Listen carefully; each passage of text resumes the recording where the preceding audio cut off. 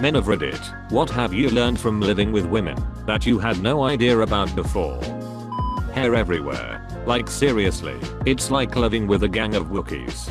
Nothing makes me gag more when I accidentally swallow a long strand of hair when eating.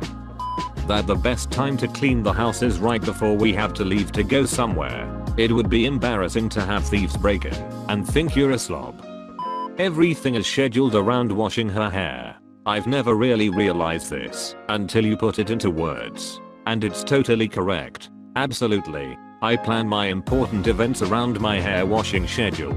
I try not to wash my hair for as long as I can get away with it, but I wash at least once a week. My hair is long, and it's a whole thing to wash it. Then you have to dry and style it. It can take me easily an hour just to shower and do my hair alone. Now I understand why so much floor space in the grocery store is devoted to creams, lotions, soaps, shampoos, remedies, band-aids, hair management and makeup. Also why there's a whole industry devoted to products to hold and organize that stuff. Also, evidently sheets need to be changed on a regular weekly schedule. Who knew? Changing your sheets and pillowcases out on a regular basis is good for your skin. It will help reduce breakouts if you're prone to them. This is very true. I had terrible acne throughout all of high school to the point that I had to go on Accutane 4 times. Looking back, I seriously think I changed my sheets maybe once every 6 months. I definitely learned the hard way. Now I change them every Sunday like clockwork. When they pee, it's really loud. Not the urine hitting the water, but when it comes out of them. I never knew. On the flip side, girl who recently moved in with a guy here. I can't even tell when you're peeing if you're sitting down. I've had this conversation so many times. Are you just sitting on the toilet? No, I'm peeing. Are you sure? It's because the pee hits the inside of the bowl and runs down. Paper towels are expensive. The way my wife talks about them, they are woven from angel hairs and can't be used without express written consent. Same for Clorox wipes, but worse. The average woman uses between 8 to 10 rolls of toilet paper daily. Hey man, we're flappy down there. There are just a lot of folds. Gotta clean in there. The bathtub drain gets clogged by long hair very easily, which is why it gets pasted on the walls of the shower. Any attempts to prevent one will result in the other. Tub shroom. It's a game changer. Not true. She never cleans it. I have to clean it. She just takes it out and smashes her fresh batch of hair on the shower wall. I always assumed that hot girls have lives full of social activities and there are always people trying to date them. Truth is, most of them are bored and wish they had more friends and just watch Netflix at home by themselves after work like the rest of us. Most of us guys just want a hot girl to watch Netflix with. The problem is hunting them down. Internet dating is a shit show. You can't hunt them down because they are too busy watching Netflix alone at home. Netflix needs a dating app. There are 4 other singles in your area who have also binge watched 3 full seasons of The Office today. That there is apparently a wrong way to put the milk in the fridge. Also, if she can't sleep, I'm not allowed to either. Also, if she can't sleep, I'm not allowed to either. And if she goes to sleep, so must we. How much they really don't like to wear bras. I do most of the shopping in the house. My wife will ask me to grab pads or shampoo or anything else. I absolutely refuse to go without a picture. Full name, color of bottle, volume/quantity, size of bottle with a size reference, like her hand. I once had 2 women helping me look for her pads. Took us 5 minutes, and they're what if imagine, are experts in that area. I'd been looking for what seemed like 6 years before that. I think I even heard them laugh as I turned the corner to leave. Shampoo and conditioner is often a separate trip. I don't have that much time to spend at Walmart. I have my husband text me a photo of the shelves when he is looking for an item for me. I can usually see the item in the photo and tell him exactly where it is. They are just as gross and slobby as we are. Oh, they are far worse. How hot the water is when they shower. No need for soap when you can just burn the germs off of you. That they actually still have makeup on even if it looks like they don't wear any. Because when we go natural, people are always like, you tired? Or you sick? Don't make me sick. They rearrange a lot. It's how we relieve stress. I was the most annoying person to live below in college. But it's just so damn therapeutic. Clothing. So much clothing. When I got married, my wife moved in and brought 24 pairs of jeans. I counted them. A week after our honeymoon, she told me I have no clothes. Saw some cool jeans at the mall, mind blown. Here I just make do with 3 pairs. I learned personal time is very important to have, especially if you sleep in the same room.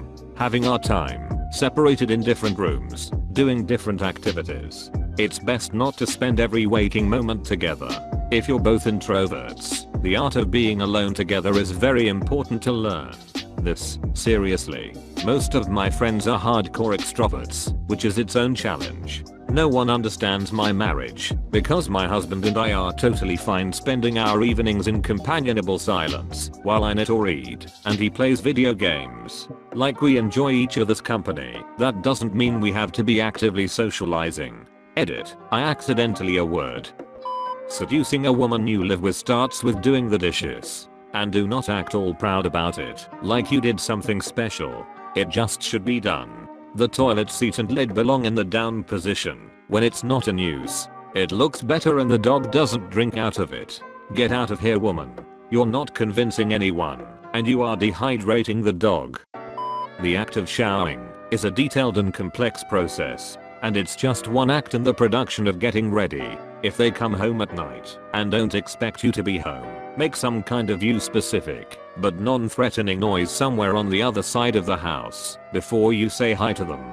Do not just pop your head around the corner and say hi. Girls coming home at night to an empty house are in pins and needles, even if they don't know it. Girls coming home at night to an empty house are in pins and needles.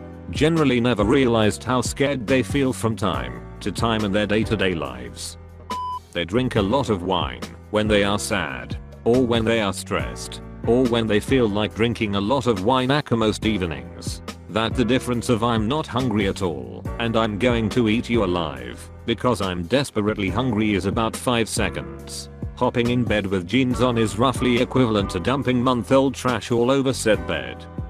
The hair. I just don't understand how she can shed that much hair and not be bald. It's literally everywhere. You can never know what's safe to put in the dryer.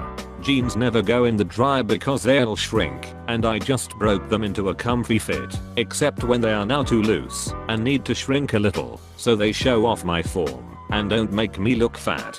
Ditto for shirts, PJs, workout clothes. Basically any piece of clothing needs to be prepared for the dryer every wash. That women are exactly as terrible as men, and that it is not the gender, but the individual personality and experience that determine how they live. I've lived with 3 women in my life long term. One was an Esther. She wanted the place tidy and presentable, needed nice curtains in the windows over the blinds, dirty dishes rinsed and stacked neatly, laundry in the hamper, etc. She'd get very angry about something as simple as leaving a wet washcloth on the edge of the tub after a shower. Very high strung. One was a total slob. She'd come home and change out of work clothes and leave her whole dirty outfit, including socks and rank, sweaty underwear, in the front room or the TV room. If I didn't pick them up, they'd stay there till she wore out of clean clothes and had to do laundry. Wouldn't shower sometimes for a couple of days straight. Left hair wads in the shower and on the counter. Left food encrusted spoons sitting directly on the kitchen counter. She was easygoing about everything but always started getting worried I was angry when I start cleaning up. Couldn't pay her bills on time, even when collections started garnishing her wages. And the other was middle of the road. Didn't need everything perfect, had some expectations, and got annoyed from time to time like most people, but generally acted like an adult. But you know what, with all 3, the one thing I learned is that long hair gets everywhere and is super uncomfortable when it gets tangled in your butt crack after you pull a clean pair of briefs out of the dryer in a rush.